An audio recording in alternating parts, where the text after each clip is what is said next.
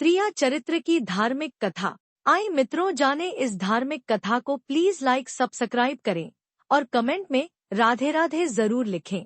प्रिय मित्रों, कहा जाता है सृष्टि की रचना करने वाले परम ब्रह्मा जी भी स्त्रियों को नहीं समझ पाए हैं। हम तो एक साधारण मनुष्य क्या समझ सकते हैं।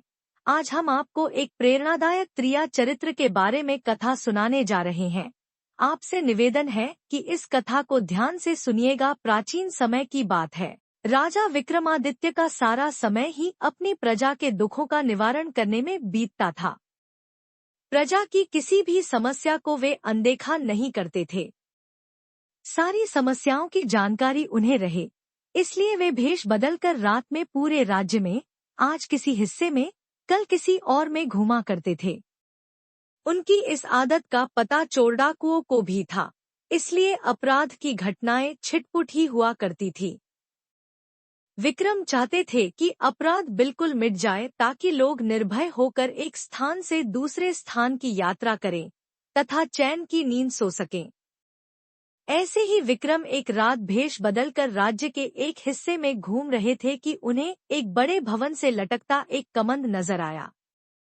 इस कमंद के सहारे जरूर कोई चोर ही ऊपर की मंजिल तक गया होगा। यह सोचकर वे कमंद के सहारे ऊपर पहुंचे। उन्होंने अपनी तलवार हाथों में ले ली ताकि सामना होने पर चोर को मौत के घाट उतार सकें। तभी उनके कानों में स्त्री की धीमी आवाज पड़ी, तो चोर कोई स्त्री है। यह सोचकर वे उस कमरे की दीवार से सटकर खड़े हो गए जहां से आवाज आ रही थी। कोई स्त्री किसी से बगल वाले कमरे में जाकर किसी का वध करने को कह रही थी।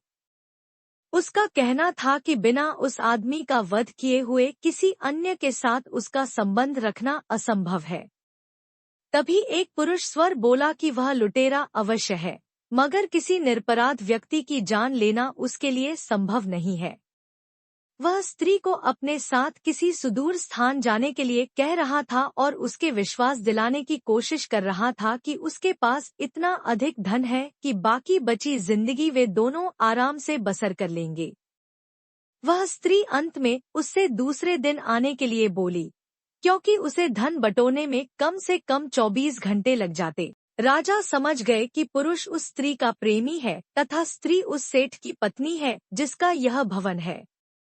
सेठ बगल वाले कमरे में सो रहा है और सेठानी उसके वध के लिए अपने प्रेमी को उकसा रही थी। राजा कमंद पकड़कर नीचे आ गए और उस प्रेमी का इंतजार करने लगे। थोड़ी देर बाद सेठानी का प्रेमी कमंद से नीचे आया तो राजा ने अपनी तलवार उसकी गर्दन पर रख दी तथा उसे बता दिया कि उसके सामने विक्रम खड़े हैं। वह आदमी डर से थरथर कांपने लगा और प्राण दंड के भय से उसकी घिघी बंध गई। जब राजा ने उसे सच बताने पर मृत्यु दंड न देने का वायदा किया तो उसने अपनी कहानी इस प्रकार बताई।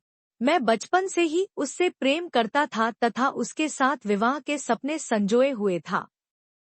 मेरे पास भी बहुत सारा धन था क्योंकि मेरे पिता एक बहुत ही बड़े व्यापारी थे। लेकिन मेरे सुखी भविष्य के सारे सपने धरे के धरे रह गए। एक दिन मेरे पिताजी का धन से भरा जहाज समुद्री डाकुओं ने लूट लिया। लूट की खबर पाते ही मेरे पिताजी के दिल को ऐसा धक्का लगा कि उनके प्राण निकल गए। हम लोग कंगाल हो गए। मैं अपनी तबाही का कारण उन समुद्री डाकुओं को मानकर उनसे बदला लेने निकल पड़ा। कई वर्षों तक ठोकर खाने के बाद मुझे उनका पता चल ही गया। मैंने बहुत मुश्किल से उनका विश्वास जीता तथा उनके दल में शामिल हो गया। अवसर पाते ही मैं किसी एक का वध कर देता। एक एक करके मैंने पूरे दल का सफाया कर दिया और लूट से जो धन उन्होंने एकत्र किया था वह लेकर अपने घर वापस चला आया। घर आकर मुझे पता चला कि एक धनी सेठ से मेरी प्रेमिका का विवाह हो गया और वह अपने पति के साथ चली गई। मेरे सारे सपने बिखर गए। एक दिन उसके मायके आने की खबर मुझे मिली तो मैं खुश हो गया। वह आकर मुझसे मिलने लगी और मैंने सारा वृतांत उसे बता दिया। एक दिन वह मुझसे मिली तो उसने कहा कि उसे मेरे पास बहुत सारा धन होने की बात पर तभी विश्वास होगा जब मैं नौलखा हार उसके गले में डाल दूं। मैं नौलखा हार लेकर गया। तब तक वह पति के पास चली गई थी। मैंने नौलखा हार लाकर उसे पति के घर में पहना दिया तो उसने अपने पति की हत्या करने को मुझे उकसाया। मैंने उसका कहने नहीं माना क्योंकि किसी निरपराध की हत्या अपने हाथों से करना मैं भयानक पाप समझता हूँ। राजा विक्रमादित्य ने सच बोलने के लिए उसकी तारीफ की और समुद्री डाकुओं का सफाया करने के लिए उसका कंधा थपथपाया।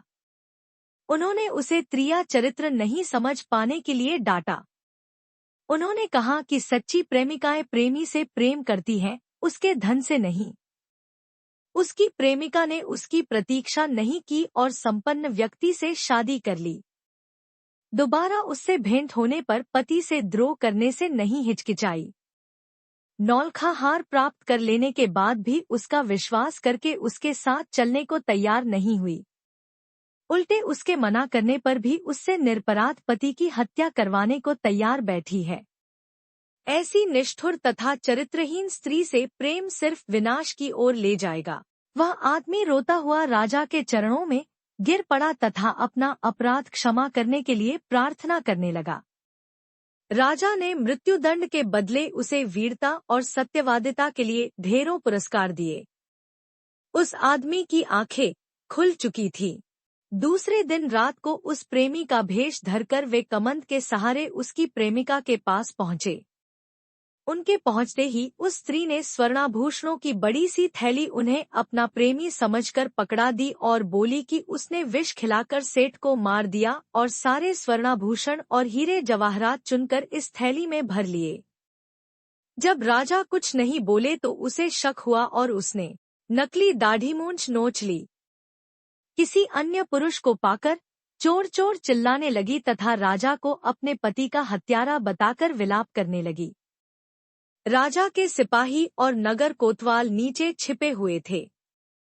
वे दौड़कर आए और राजा के आदेश पर उस हत्यारी चरित्रहीन स्त्री को गिरफ्तार कर लिया गया। उस स्त्री को समझते देर नहीं लगी कि भेष बदलकर आधा हुआ पुरुष खुद विक्रम थे। उसने झट से विष की शीशी निकाली और विषपान कर लिया। यह सच्चाई कड़वी है पर सत्य है। त्रिया चरित्र वाली स्त्रियों पर कभी विश्वास नहीं करना चाहिए। आशा करते हैं यह कहानी आपको जरूर पसंद आई होगी। कमेंट करके बताइएगा। धन्यवाद। राधे राधे।